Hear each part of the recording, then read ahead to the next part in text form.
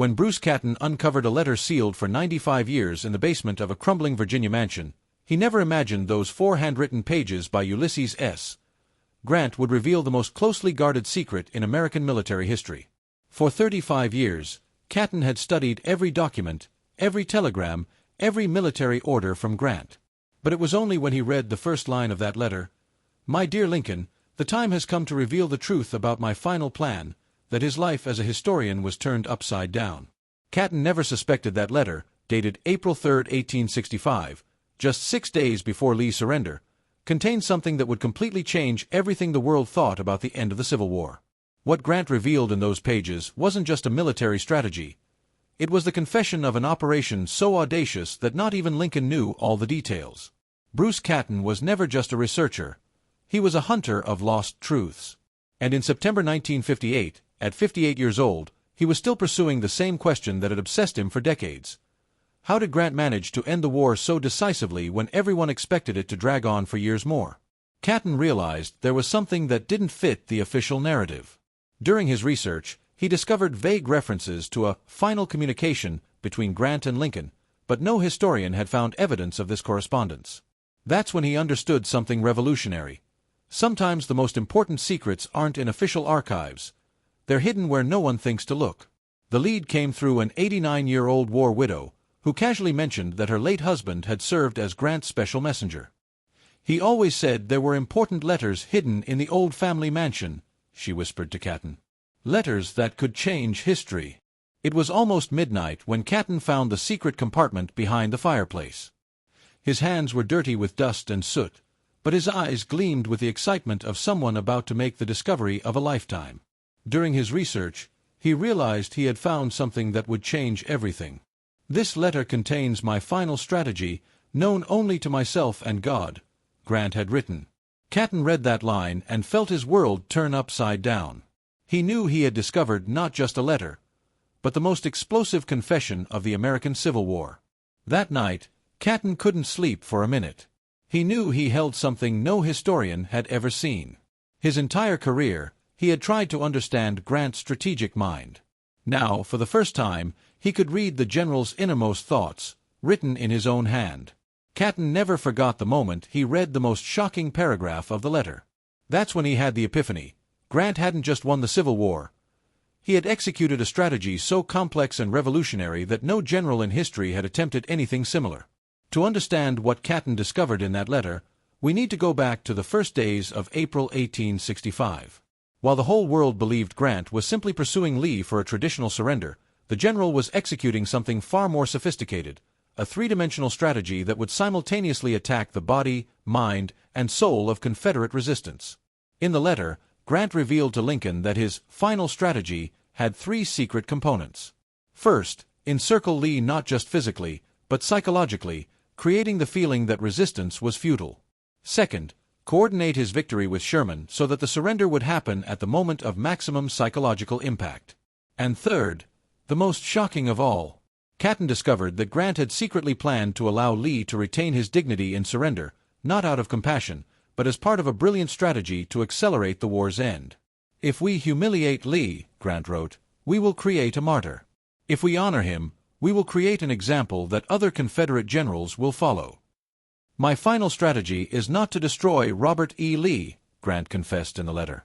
"It is to make him the instrument of our own victory." Catton realized he had discovered something revolutionary. Grant had invented the concept of victory through the enemy's dignity.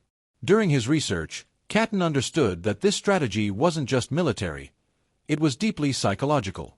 Grant had studied not just Lee as a general, but Lee as a symbol.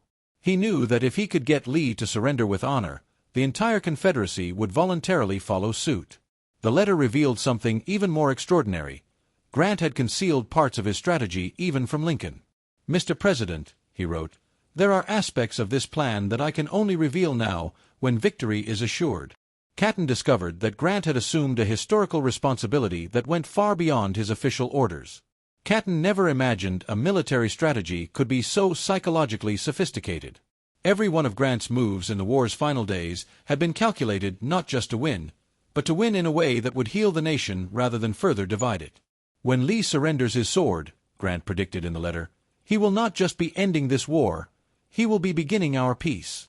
Catton realized Grant had transformed military surrender into a tool for national reconciliation. The general had discovered how to turn victory into healing. It was 6:32 a.m. when Bruce Catton finished reading the letter for the 10th consecutive time. He had been at his desk for over 18 hours, but his fatigue had completely disappeared. The most impactful revelation of his career was written on the last page of Grant's letter. "Lincoln," Grant wrote, "my final strategy is not just to win this war. It is to ensure that America never has to fight another civil war. Everything I have done in recent weeks was designed not to destroy our enemies, but to turn them into our brothers again." Catton realized he had discovered something that transcended military history. Grant had executed the first victory with reconciliation strategy in modern history.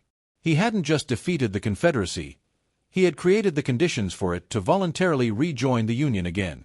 Suddenly, all of Grant's gestures at Appomattox made sense to Catton. Allowing Confederate officers to keep their swords, letting soldiers take their horses home, forbidding Union victory celebrations. None of this was spontaneous. Everything had been meticulously planned as part of the final strategy. During his research, Catton understood that the letter revealed Grant's true genius. He had discovered how to win a civil war without creating a war of revenge. His final strategy wasn't military. It was profoundly human. It was at that moment in Catton's career that he understood the deepest truth about transformational leadership. True leaders are not those who destroy their enemies. They are those who transform enemies into allies through the strength of their own dignity. Catton never forgot that moment of revelation. He realized he had spent decades studying tactics, battles, casualties, but he had missed the most important element: the exact moment Grant chose to heal a nation instead of simply winning a war. The letter explained everything that came after: why Reconstruction was relatively peaceful in the early years, why many Confederate veterans became loyal citizens, why America managed to reunify despite the war's brutality. Grant had planted the seeds of reconciliation at the moment of victory. During his research, Catton discovered that Grant had executed the most sophisticated strategy in American history. He had won a war by thinking about the peace that would come afterwards. His final strategy wasn't about destroying the enemy. It was about rebuilding a nation. When Bruce Catton finally revealed his discovery of Grant's letter, presidents from both parties were shocked. Historians who had studied Reconstruction for decades realized they had missed the true origin of America's reconciliation policy. Grant was not just a general, Catton declared at a secret meeting with presidential advisors in 1960. He was a political visionary who understood that military victories are temporary, but national reconciliations are eternal. Catton's discovery revolutionized not only American history, but all modern diplomacy.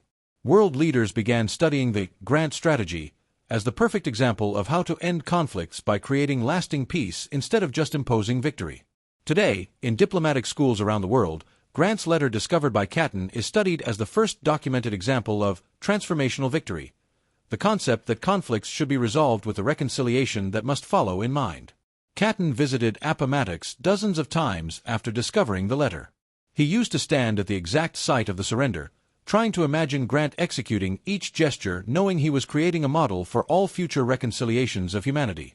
Grant didn't just end a war, Catton wrote in his final memoirs. He created a template for how democracies can heal after internal conflicts. His final strategy was, in fact, our first lesson on how a nation can emerge stronger from a devastating division. In the last years of his life, Bruce Catton often said that discovering Grant's letter taught him more about statesmanship than all the political science books he had ever read. Grant had discovered something that transcended war: how to transform military victory into national healing. Catton's discovery about Grant's final strategy influenced peace processes around the world. Mandela in South Africa, post-war leaders in Europe, modern ceasefire negotiators, all study how Grant managed to end a conflict by creating unity instead of division. Catton spent his final years exploring the implications of that letter for modern democracy. He had found definitive proof that Grant wasn't just a victorious general. He was a visionary statesman who invented the modern concept of post-conflict reconciliation.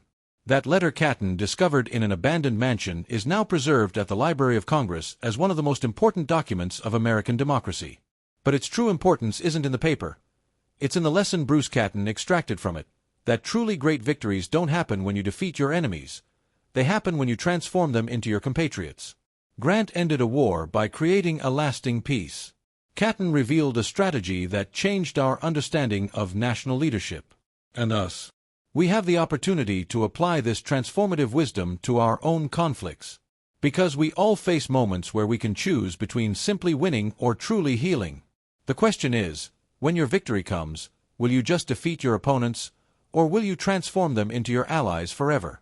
If Bruce Catton's transformative discovery about Grant's statesmanlike genius impacted you as much as it revolutionized our understanding of reconciliatory leadership, subscribe to the channel for more explosive revelations that forever changed how we understand power, victory, and national healing.